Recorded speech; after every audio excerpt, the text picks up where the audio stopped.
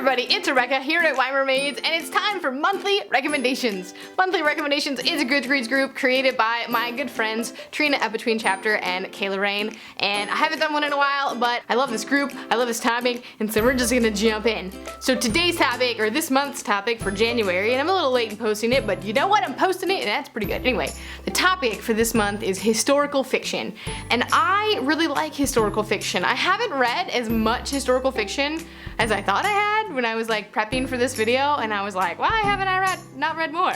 Because I really do enjoy it. I guess fantasy just always takes the cake when it comes down to it, but I do really like historical fiction. There's something about being teleported to another world, to the same world, but in a different time period, like in the past, and I really like that. So I have a variety of time frames to show you books from today, as well as different types, because there's some fantasy ones in here as well that are like set in the real world in the past.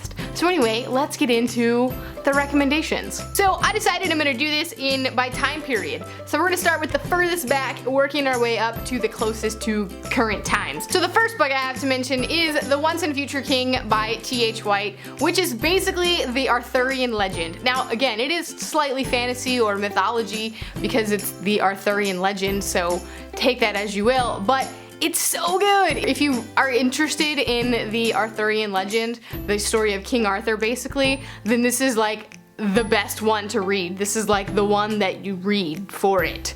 So I highly, highly, highly recommend it. It's got all sorts of cool things. I love the mythology of King Arthur, and I love British mythology. It really kind of just, I learned so much more, and I got to really dive into that world of like, you know, there's always like, there's fantastical things, there's wizards, because it's Merlin, and it's just really cool. So it's a good one if you like fantasy, but you want to get more into historical fiction. You already kind of know the tale of King Arthur, so this one might be a good one because it's not like so crazy that you might not like it. Moving forward in time, we have the King Raven trilogy. The first one is called Hood by Stephen Lawhead, and this is another British mythology, British legend story, and this one is Robin Hood. I'm a big fan of Robin Hood. I loved the TV show, the BBC's Robin Hood. I was obsessed with it for a while. I really love the legend of Robin Hood. It takes the story of Robin Hood and puts it in Wales, but you still get the same idea, you still get the same characters and growth, and there's a little bit of magic in there as well, and I just really loved it, and if you like Robin Hood, you should check it out. The next book is Homegoing by Yaa Gyasi. I've talked a lot about this book recently,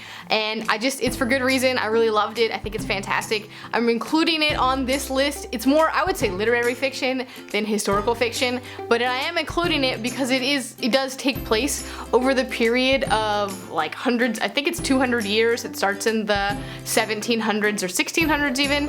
I can't remember the exact date, and it starts in Ghana, and it deals with this one family and two branches of the same family, and it goes forward in time. So every chapter rotates between the two branches, and it moves forward in time each time. And so you're getting to see this family's growth and development and the effects of the culture on those different families over the period of hundreds of years up until the present. And it's really cool. So if you want snippets of little bits and you want more literary, Homegoing would be a really good bet for you. Also, it's diverse, and who doesn't want more diverse reads? So again, if you haven't, I've been gushing about it recently. If you haven't heard about it yet or read about it yet, you should definitely check into it, check it out. Next up, I have Cold Mountain by Charles Frazier, which is a Civil War novel.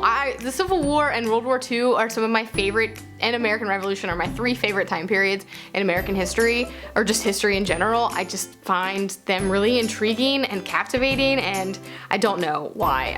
I really do. And so partly from I'm in the South, so the Civil War is like ingrained into the culture here, and so I've just always been kind of really intrigued by it. And so Cold Mountain is a Civil War story, and it's depressing and sad and everything, but as stories about the Civil War usually are, because there was a lot of bad things that happened, but it's a really beautiful book, and this story of this love and these different characters and how they're dealing with and reacting to the Civil War, and this couple who tries to kind of stay together despite that, and I just think it's really good. The movie's also really brilliant as well. It's been a while since I've read it, but it's one that still stands out in my mind as being like a really great historical fiction piece. So if you like the Civil War and you haven't read it or seen it, then check it out. Fast forwarding like 60 years, we're into the 1920s, and here we have The Diviners by Libba Bray. This one again is actually YA historical fiction fantasy, because there is a fantasy element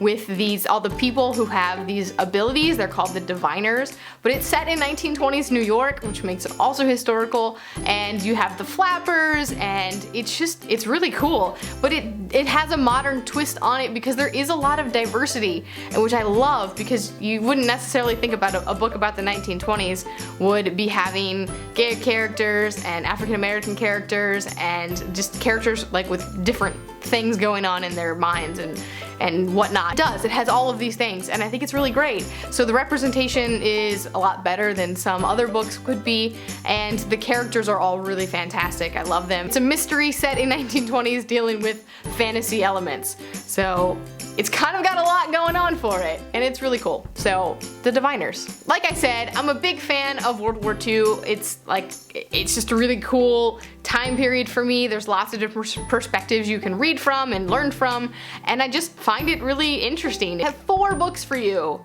from World War II, because that's how much I really enjoy it. I think there's really some good stories. So the first one is Codename Verity by Elizabeth Wein. I've been talking about this one a lot recently because I just read it a few months ago. It's World War II. It's female characters. One of them is a pilot, one of them is a spy, and they're best friends. And it kind of just deals with that, with this friendship. It's a friendship story set in World War II and the things that kind of go along with that. And it's just really beautiful. I loved it. I almost cried. A lot of people do cry. I just didn't cry because I don't know, I'm heartless. But it's really good, and so yeah, there's a sequel. It's a duology. I haven't read it yet.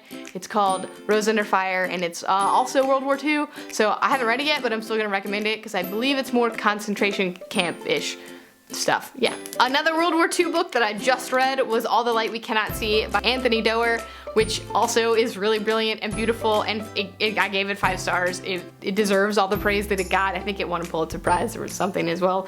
Anyway, it's good. It's got a blind girl in France and a German boy, Nazi boy, and it's kind of, they're 2 different stories leading up to this attack in France, and how these characters come together. And it's beautiful. The characters are wonderful, the story is wonderful, it's historical fiction all the way, and it's just beautiful. It's just beautiful.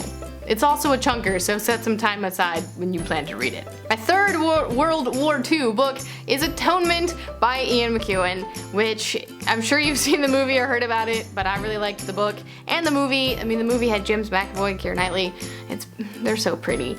And anyway, it's the story of a guy and a girl in World War II in England, and they fall in love, but the younger sister makes up some things, says some things, and the guy has to get sent away, the James McAvoy character. And so he ends up going to the war, and it's this love story throughout the war, and it's really sad and beautiful, and it just, again, it's another good World War II story of like a guy trekking through Europe on the mission, and then what the women are doing back home. So really good. Also another good one. My fourth and final World War II book that I have for you today is, of course, Wolf by Wolf by Ryan Graudin, because if you haven't heard enough of it lately, I'm sorry. I've said a lot about Wolf by Wolf, but I'm still impressed by it. I'm still so impressed by it. I just really enjoyed it.